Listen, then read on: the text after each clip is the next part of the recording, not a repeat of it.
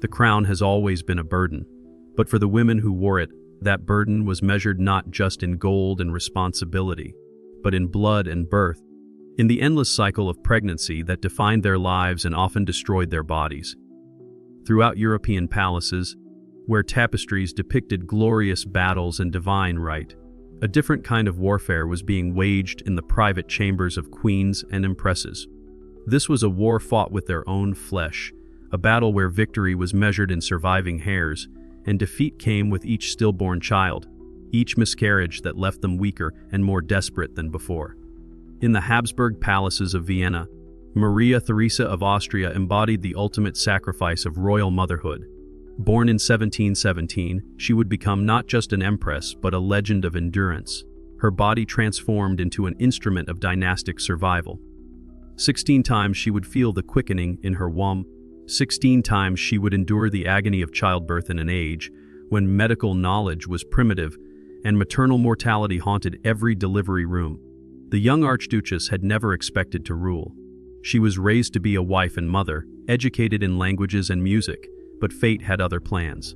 When her father Charles VI died in 1740, leaving no male heir, Maria Theresa found herself thrust onto a throne that half of Europe refused to recognize as legitimately hers. She was 23 years old, pregnant with her second child, and facing a continent full of enemies who saw her gender as weakness. But Maria Theresa possessed fierce determination that would define both her reign and her approach to motherhood. She understood that her body was not her own, that every pregnancy was a political act, every birth a statement of Habsburg continuity. Her marriage to Francis Stephen of Lorraine was both a love match and a strategic alliance, and together they would create a dynasty that would shape European history for generations.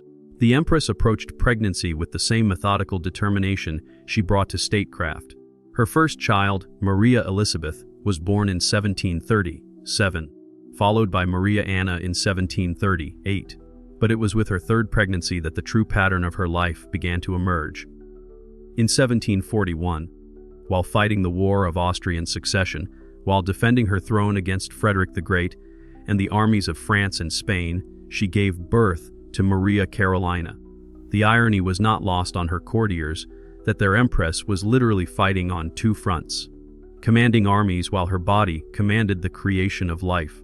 The imperial bedchamber became a place of both triumph and terror.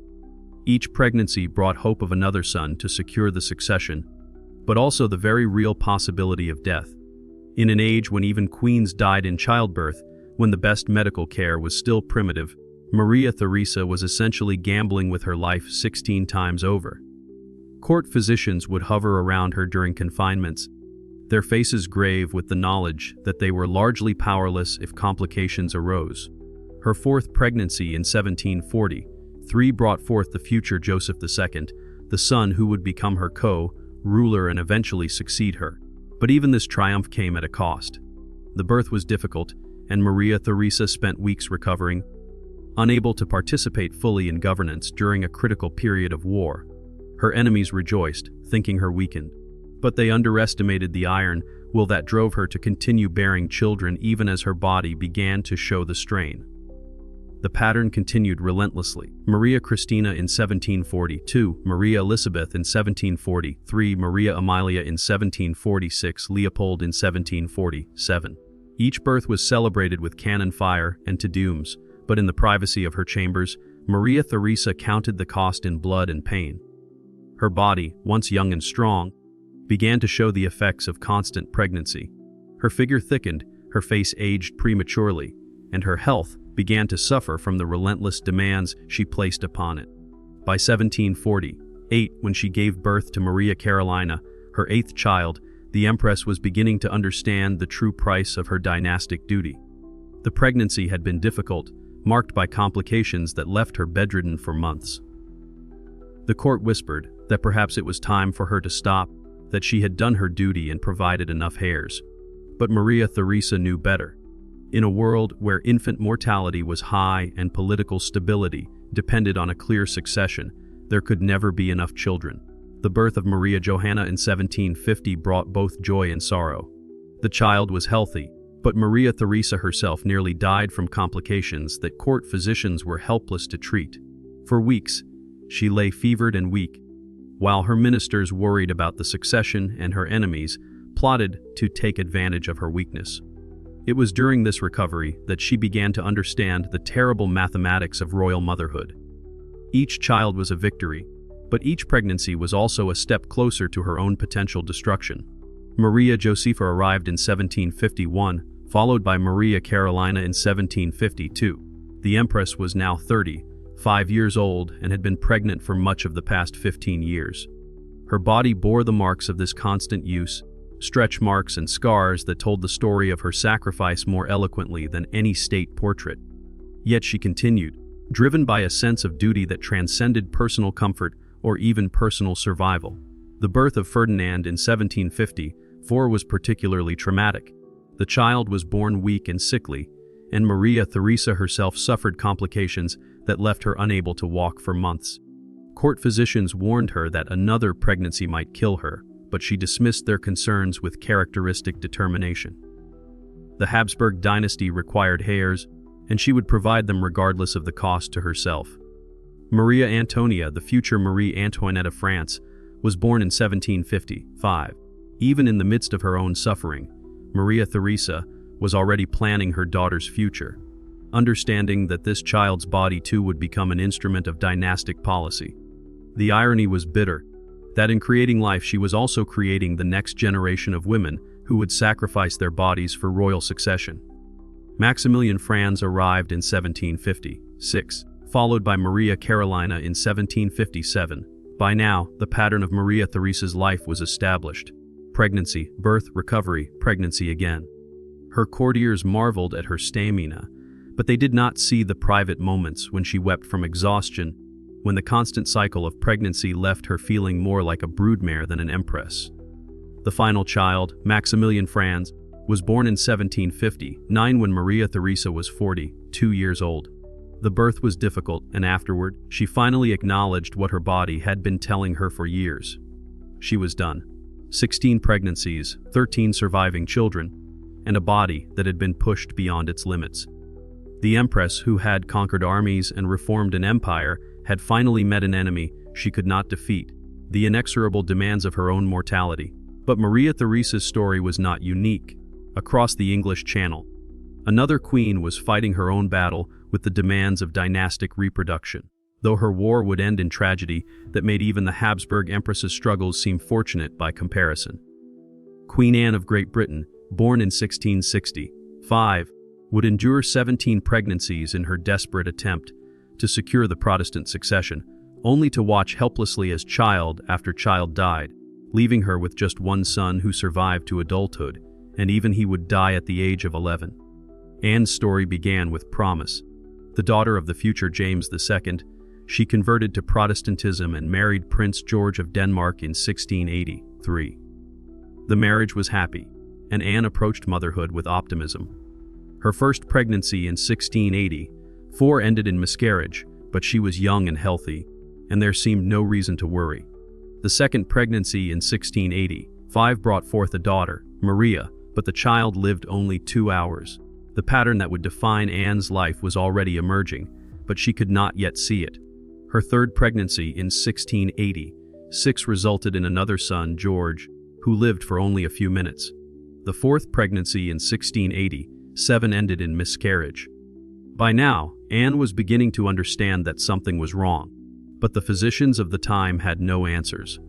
They could only counsel patience and prayer, remedies that seemed increasingly inadequate as the losses mounted.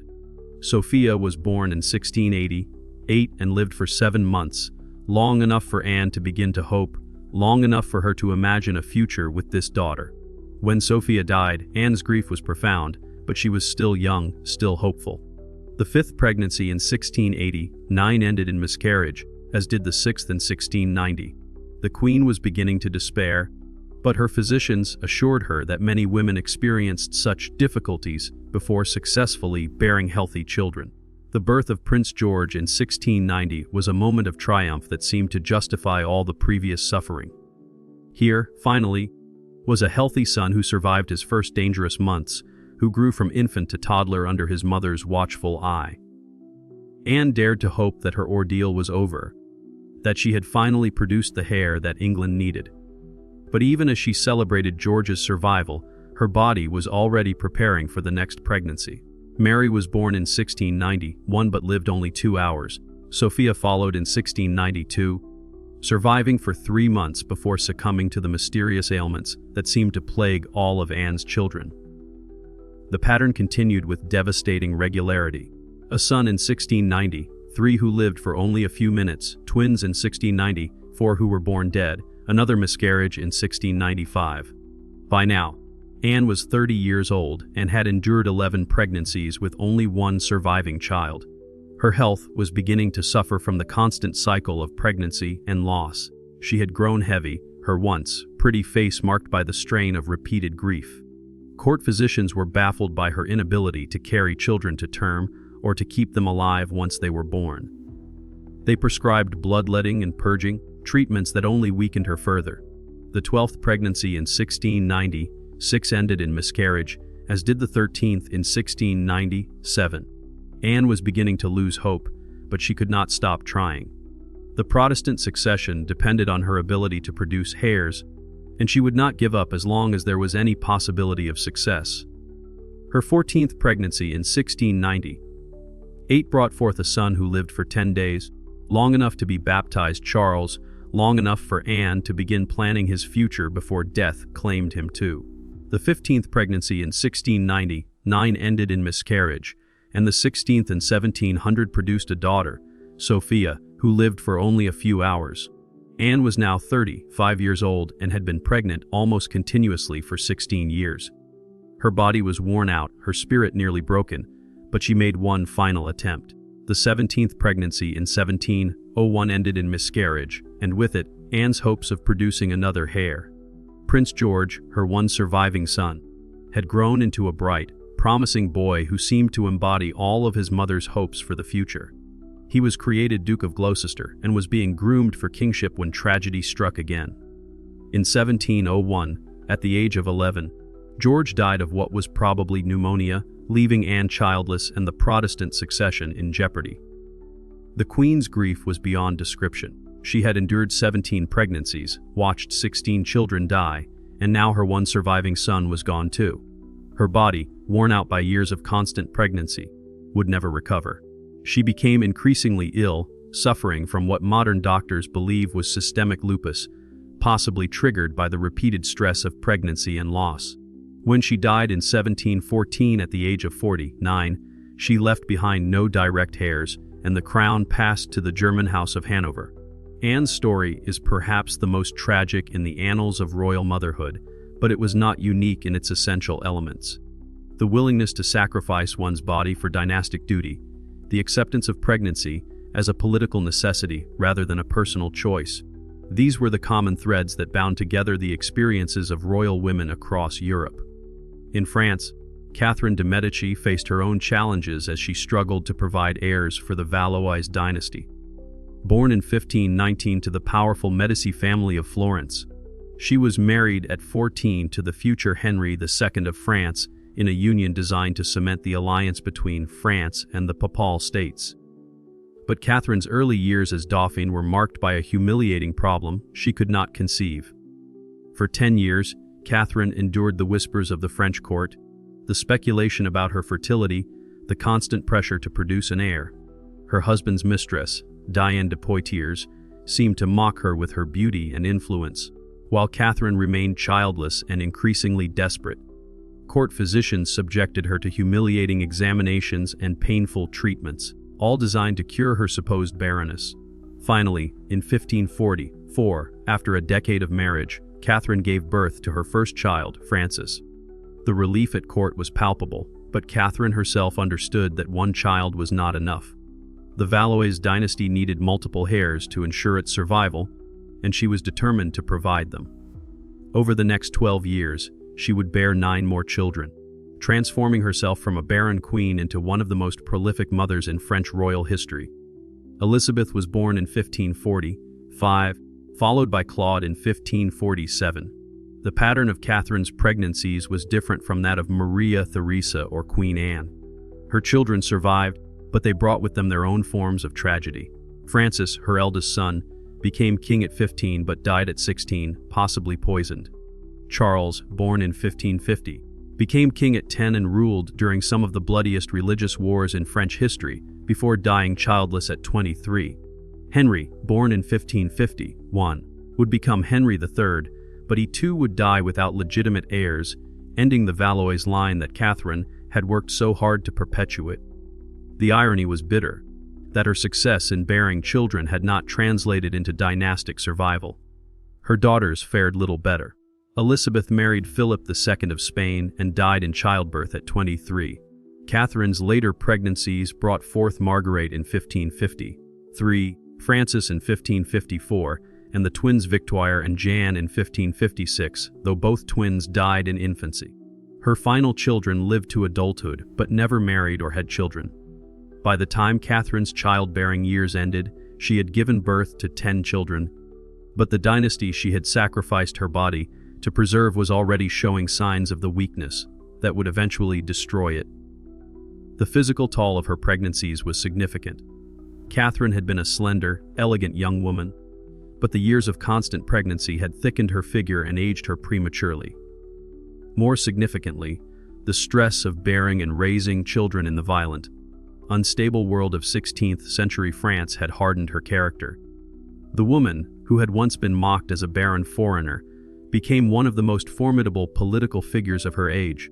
The corridors of Kew Palace echoed with the cries of newborns throughout the late 18th and early 19th centuries. As Queen Charlotte of Mecklenburg, Strelitz fulfilled her dynastic duty with heroic dedication. Married to King George III in 1760, one at the age of 17. Charlotte would spend the next 24 years almost continuously pregnant, bearing 15 children and transforming the British royal family from a small, vulnerable dynasty into a sprawling network of princes and princesses whose marriages would reshape European politics. Charlotte's approach to motherhood was methodical and determined, reflecting both her German upbringing and her understanding of her role as queen consort. Unlike Maria Theresa, who ruled in her own right, Charlotte's authority came primarily through her fertility. Her job was to provide heirs for the Hanoverian dynasty and ensure that the Protestant succession was secure for generations to come. Her first child, George Augustus Frederick, the future George IV, was born in 1762, just over a year after her marriage. The birth was difficult, and Charlotte spent weeks recovering, but she was young and healthy, and the successful delivery of a male heir was cause for celebration throughout the kingdom.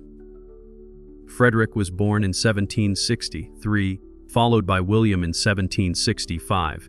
The pattern of Charlotte's pregnancies was remarkably regular, with children arriving approximately every 18 months to 2 years. Charlotte Augusta Matilda arrived in 1766, followed by Augusta Sophia in 1768, and Elizabeth in 1770. Each birth brought its own challenges and triumphs, but Charlotte was beginning to understand the true scope of her commitment to royal motherhood. She was not just producing children, but creating the next generation of European royalty, young people whose marriages would determine the balance of power across the continent. Ernest Augustus was born in 1771, followed by Augustus Frederick in 1773. By now, Charlotte was 30 years old and had borne 8 children in 11 years of marriage. Her body showed the strain of constant pregnancy, but her determination remained unshaken. Royal physicians marveled at her stamina and her ability to recover quickly from each birth, but they also began to worry about the long-term effects of such frequent childbearing. Adolphus arrived in 1774 and Mary in 1776. The American Revolution was raging, and King George was struggling with both political crises and the early signs of the mental illness that would later incapacitate him. Charlotte found herself not only managing her pregnancies, but also taking on increasing responsibilities for the day-to-day management of the royal household and the care of her growing brood of children. Sophia was born in 1777, followed by Octavius in 1779. The birth of Octavius was particularly difficult for Charlotte, and the child himself was weak and sickly from birth.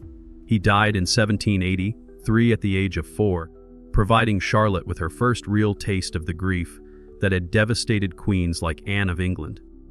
Alfred was born in 1780, though he too would die young, living only 2 years. Amelia, Charlotte's youngest child, was born in 1783 when the Queen was 39 years old. The birth was traumatic, and Charlotte's recovery was slow and difficult. Royal physicians warned her that another pregnancy might endanger her life, and she finally agreed to end her childbearing career. 15 children in 22 years, 13 of whom survived to adulthood, represented one of the most successful reproductive careers in royal history. But success came at a tremendous cost. Charlotte's health never fully recovered from the strain of constant pregnancy. She suffered from what modern doctors would recognize as chronic fatigue and depression, conditions that were poorly understood in the 18th century. Her relationship with her children was complicated by the sheer number of them and by the formal constraints of royal protocol. In the palaces of St. Petersburg, Empress Maria Feodorovna faced similar challenges as she struggled to provide heirs for the Romanov dynasty. Born Sophie Dorothea of W. Rothenburg in 1759, she married the future Paul I of Russia in 1776 and would spend the next 20 years bearing 10 children in her effort to secure the Russian succession. Maria Feodorovna's story was complicated by the unique challenges of the Russian court, where palace intrigue and political instability made pregnancy not just a personal trial but a matter of survival. Her first child, Alexander, was born in 1777 and would eventually become Alexander I, the Tsar who defeated Napoleon. Constantine followed in 1779, and Alexandra in 1783. Each pregnancy brought its own political complications, as various court factions sought to influence the succession and position themselves advantageously for the future. Maria Feodorovna learned to navigate these treacherous waters while managing the physical demands of constant pregnancy, developing a political acumen that would serve her well when she later became Dowager Empress. When Paul was assassinated in 1801, Maria Feodorovna found herself in the position of Dowager Empress, wielding significant influence over the succession and governance of Russia.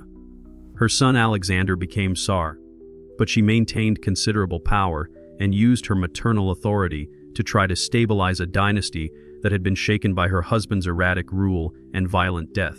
These women, Maria Theresa, Queen Anne, Catherine de' Medici, Queen Charlotte, and Empress Maria Feodorovna, represent different aspects of the same fundamental reality that defined the lives of royal women throughout European history. Their bodies were not their own. Their pregnancies were matters of state policy, and their personal desires were subordinated to the demands of dynastic survival. They were expected to bear this burden with grace and dignity, to smile through the pain and present a facade of maternal bliss, even as their bodies were destroyed by the relentless cycle of pregnancy and birth. The medical knowledge of their times offered little help and often made their situations worse.